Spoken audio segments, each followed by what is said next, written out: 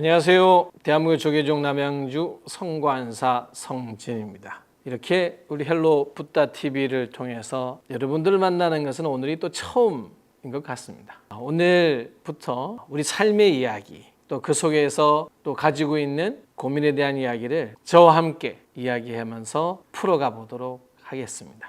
그 첫 번째 시간, 오늘은 그 은퇴 후의 삶, 은퇴의 삶, 그리고 은퇴의 삶과 나에 대한 이야기를 한번 이 시간을 통해서 이야기해 보도록 하겠습니다.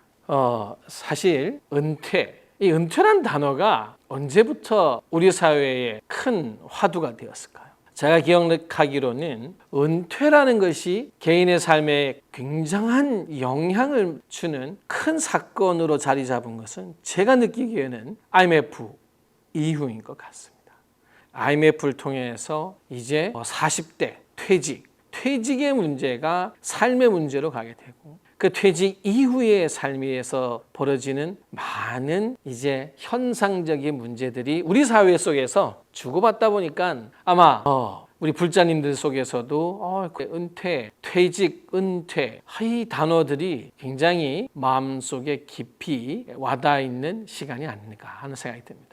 지자체라든지 문화센터라고 하든지 여러 관공서에서 이제 주민을 위해서 이런 강연을 많이 합니다. 특히 낮에 강연을 가고 오게 되면 은퇴하신 후에 새로운 삶을 만들기 위해서 이러한 문화센터를 통해서 또 삶의 재교육을 받고자 하는 분들이 많이 와 계십니다. 그분들과 이제 이 대화를 주고받을 때 가장 많이 나오는 단어, 은퇴 후 삶의 불안. 제가 얼마 전에 은퇴했는데 불안합니다. 제가 지금까지 한 20년 넘게 직장을 다녔는데 이제 내년이면 은퇴합니다. 그리고 따라붙는 이야기, 불안. 이제 우리가 과연 이 은퇴라고 하는 것을 사회적으로 이미 우리 생활 속에서 가까이 가고 있는데 우리가 어떤 준비를 해야 할까? 그리고 그 은퇴란 단어 속에서 따라붙는 불안의 요소, 과연 어떤 것이 있을까? 그럼 그것을 어떤 시각으로 우리가 다시 바라보고 극복할 수 있을까? 자, 은퇴 불안해요. 왜 이래서 어떻게 할까요? 왜 이런 단어가 붙을까요? 실제로 은퇴를 하신 분들에게 무엇이 가장 걱정입니까? 이 질문을 던지니까 1번이 뭐였을 것 같습니까? 은퇴라는 단어에 은퇴 이후의 삶에 있어서 가장 근심이 되는 분야 1번 경제입니다. 첫 번째가 내가 은퇴 후의 삶의 경제적인 부분, 돈이라고 그러잖아요. 경제적인 부분. 두 번째가 건강이었습니다. 내가 젊은 시절 너무 열심히 일을 하고 이제 좀 내 삶의 시간을 가졌나 보니까 건강에 대한 위험 신호, 건강에 대한 두려움. 그리고 세 번째가 사회적 고립감입니다. 외로움이라고 표현하잖아요. 자, 이 세 가지 단어가 이 은퇴라는 단어 뒤에는 가장 많이 붙는 요인이라고 합니다. 불안을 만드는 요인. 돈, 경제, 그리고 건강, 외로움. 자, 그 중에서 과연 그러면은 이 첫 번째 이 경제적인 분야는 조금 우리가 뒤로 좀 밀어놓고 대화를 하도록 하겠습니다. 왜냐하면 이 경제적인 분야는 한 개인이 은퇴를 준비하시는 입장과 정말 그냥 은퇴 이후에 현재 상황을 맡고 계신 분들마다 조금 다를 수는 있거든요. 그래서 오늘 먼저 이게 왜 불안한가? 이 질문, 불확실성이라고 하는 게 불안의 큰 요소죠. 반야신경에 이런 게 있습니다. 두려움. 왜 두렵냐? 그러면 걸림이 있다는 표현을 합니다. 걸림이 있으므로 두려움이 있고, 두려움이 있으면 어떻게 될까요? 뒤바뀐 헛된 생각을 하게 된다. 반야신경에 나오는 이야기입니다. 그랬을 때 여러분들, 나는 어떤 분이 이런 질문을 해요. 은퇴 후에 정말 행복할 수 있을까요? 역으로 이 질문을 던지는 거예요. 자, 여러분들도 아마 나는 과연 은퇴 후에 행복할 수 있을까? 이걸 좀 다른 표현으로 내가 나이가 들어도 행복할 수 있어? 이 마음의 감정적 기준은요, 불안입니다. 이 질문을 뭔가 이제 불안하고 당장 내일이 되면은 지금 같은 마음속에서 상상을 할 때는 좋게 생각되기보다는 그렇지 않지 않을까? 이런 생각이 먼저 드는 것이죠. 이럴 때 나는 과연 은퇴 후에 행복해질 수 있을까? 나는 왜 지금 불안할까? 대부분 제가 이 질문을 받았을 때 역으로 이런 질문을 드립니다. 은퇴라고 하는 게 나에게 지금 나는 은퇴를 뭐라고 생각하는가? 자, 그래서 먼저 여러분들 나는 은퇴를 뭐라고 생각하는지 이 질문을 스스로에게 하셔야 됩니다.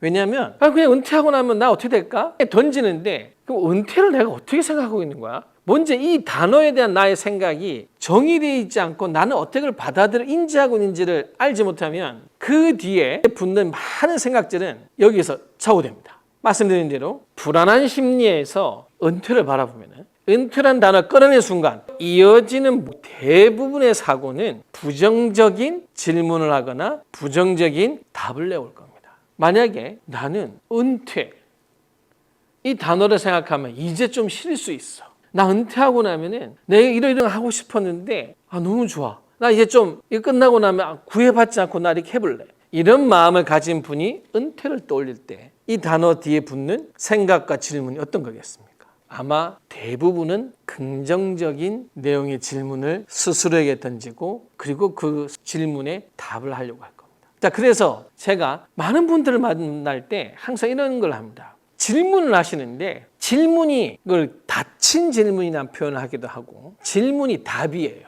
이게 무슨 말이냐? 이미 마음에서는 그 질문에 은퇴를 하면 어떻게 될까요? 은퇴하고 난 뒤에 이 은퇴 이후에 불안한 감정들 어떻게 해소할까요? 이미 이 말에 은퇴에 대한 정의가 감정적으로 되어 있고 그리고 이제 그 감정에 기반해서 이미 질문의 내용이 완성이 되어 있다 보니까 거의 답과 같습니다. 나 지금 불안합니다. 그러면 은퇴는 당연히 불안한 걸로 가야겠죠. 그래서 제일 첫 번째 단계가 있습니다. 나는 은퇴를 어떻게 생각하는가? 자, 이때 여러분들 은퇴라는 단어를 딱 떠올렸을 때 여러분들 감정을 한번 느껴보십시오. 자, 눈을 감고 그래, 만약 은퇴의 전이신 분들이라면 난 은퇴를 어떻게 생각해? 은퇴라는 단어를 딱 떠올렸을 때 느끼는 감정이 있을 겁니다. 여기서 보셔야 됩니다. 내가 은퇴의 단어를 딱 떠오르면 감정에서 불안, 불확실, 외로움 이런 부정적 감정의 느낌이 먼저 마음속에서 일어나고 있다고 생각한다면 나는 지금 은퇴라고 하는 것을 인지적으로 매우 부정적으로 생각하고 있음을 먼저 알아차리셔야 됩니다. 그게 순서입니다. 자, 그래 놓고 제가 말씀드렸죠. 왜 부정적인 감정이 나오느냐. 이제 걸림이 있다는 거죠. 나의 그러면 다시 물어야겠죠. 나는 왜 은퇴라고 하는 것을 부정적인 감정으로 휩싸여 있지? 자, 그 보면은 아까 제가 오늘 말씀드린 대로 내가 경제적으로 준비가 안 된 것 같아. 내가 은퇴가 60대 62 그리고 또 요즘은 IMF 이후에는 너무 빠른 퇴직이 있다, 실직이 있다 보니까 경제적인 부분에서 내가 아직 준비가 안 됐어. 자, 그러면 이제 요인을 먼저 찾아야죠. 내가 경제적인 요인이 준비가 안 돼 있구나. 그럼 그걸 어떻게 하지? 이렇게 그 다음 단계로 가야 되는 거죠. 나 은퇴를 생각해서 내가 가장 큰 걸림이 뭐지? 그래서 내가 연금이라든지 기본적인 건 되어 있는데 보니까 건강이라든지 관계라든지 이제 이런 부분들을 찾아내오셔야 되는 겁니다. 그래서 저는 여러분들께서 가장 먼저 어느 단어를 질문하기 전에 난 어때? 하기 전에 그 단어에 대한 나의 감정이 부정적인가 긍정적인가를 먼저 구분해 내시는 게 이게 순서라는 거예요. 자, 그 다음부터 하나의 발자국이 넘어가야 된다는 겁니다. 자, 그러면 어떤 분이 저는 그냥 은퇴를 했는데 요즘 너무 불안해요. 당연합니다. 여러분들 먼저 우리가 내가 이런 불안한 감정이 있고 이거 어떻게 해결하고 싶어라고 라는 마음이 생길 때 제가 말씀드렸죠. 그 단어에 대한 나의 감정이 어떤가 보고 그 감정이 왜 났는지에 대해서 생각도 해보고 또 그리고 이런 거예요. 내가 지금 은퇴를 한 뒤에 마음이 어떤 건가를 유심히 가만히 좀 조용한 시간대 여러분들이 바라봐야 합니다. 이런 감정이구나 판단하지 말고요. 은퇴를 생각했는데 은퇴하고 난 뒤에 한 달 지났고 됐는데 너무 불안해. 뭘 해야 될지도 모르겠어. 그 감정을 그냥 그대로 봐야 됩니다.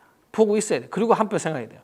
이건 당연한 거야. 왜? 여러분들 10년, 20년, 길게는 30년은 경제활동을 위해서 일정한 시간에 나가고 저녁에 들어옵니다. 그리고 나가게 되면은 무언가를 해요. 그러다 그게 어느 순간 이렇게 딱 멈춥니다.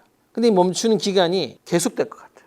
우리가 뛰다가 갑자기 붙들면 바로 멈출 수 있나요? 아니죠. 굉장한 엎어지거나 때로는 내가 엎어지지 않고 그냥 설 수 있으려면 그 충격이 그대로 전달되죠. 차들도 나 어디 한번 서야 돼. 브레이크를 밟는다고 서지나요? 그냥 갑니다. 당연히 이제 이거를 이제 관성의 법칙이라고 하는데 여러분들 물리적인 것만 있는 게 아닙니다. 우리의 마음도 차와 같습니다. 그래서 내가 어떠한 생각을 일으켜내고 그게 계속 반복되면은 습관이 되고 당연한 게 됩니다.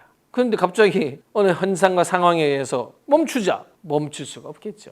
우리의 마음은 어떤 마음을 한번 일으키게 되고 그 일으킨 마음으로 행동이 되고 시간이 지나면 마음도 습관이 된다는 걸 아셔야 됩니다. 그래서 습관된 마음이 갑자기 오늘 멈추란다고 해서 서 있지가 못하죠. 그래서 마음은 흐르는 거예요. 마음은 계속 뭔가 달리는 거예요. 그러니까 어떻게 돼요? 불안하죠. 서야 되는데 안 서지고 마음은 계속 이제 직장 안 나가도 되는데 마음과 생각은 나는 계속 뭔가를 해야 된다는 생각을 하는 거예요. 그게 불안입니다.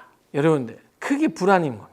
그 마음의 현상이 지금 내가 생각한 대로 마음이 있지 못하고 나의 마음은 과거에 해오던 습관으로 향하려고 하는 것을 받아들이는 게 쉽지 않죠. 그래서 우리는 그럴 때 불안과 두려움을 느낍니다. 그래서 이럴 때 어떻게 해요? 당연한 거다. 차가 브레이크 밟을 때도 나가는 거 볼 때 그거를 어떻게 생각해요? 당연한 거다. 그러면은 내가 100m 앞에 차를 멈춰야겠다. 달리는 속도가 100km다. 그럼 100m 앞에 멈추려면 어떻게 돼요? 속도를 줄여야죠. 그게 이제 은퇴에 대한 준비죠. 내가 언제까지 일을 계속할 수 없다면 속도를 낮추는 겁니다. 속도를 낮춘다는 표현은 뭐냐? 나의 삶의 시간에서 직장에 가지고 있는 공간, 직장에 가지고 있는 삶의 분량을 점점 줄이는 겁니다.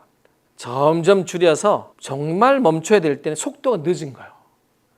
100km 달리는 것보다 20km 달려오다가 멈출 때 훨씬 짧은 거리에 쓸 수 있습니다. 그래서 내가 지금 만태우의 불안한 감이 많다는 것은 마음의 준비가 안 됐다는 거죠. 그래서 이제 이거를 어떻게든지 이제 빨리 세워야 되잖아요. 그 방법이 뭐냐? 그냥 둬야 되는 겁니다. 빨리 세운다는 게 다른 게 아닙니다. 여러분들 마음은 습관입니다.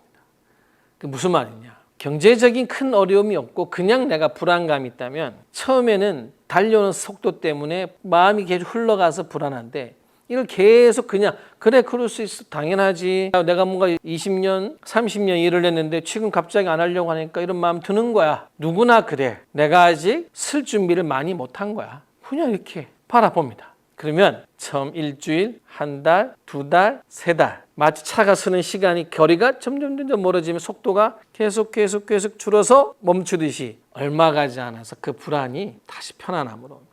그래서 은퇴를 제가 말씀드린 대로 그냥 뭐 다른 현상들이 다 갖춰져 있는데도 불안이 오는 감정들은 그냥 그 감정을 인정하고 당연한 거야라고 보고 조금 그 시간을 우리 그러잖아요. 다 시간이 약이다. 조금 바라볼 수 있으면 이제 마음도 가라앉을 겁니다.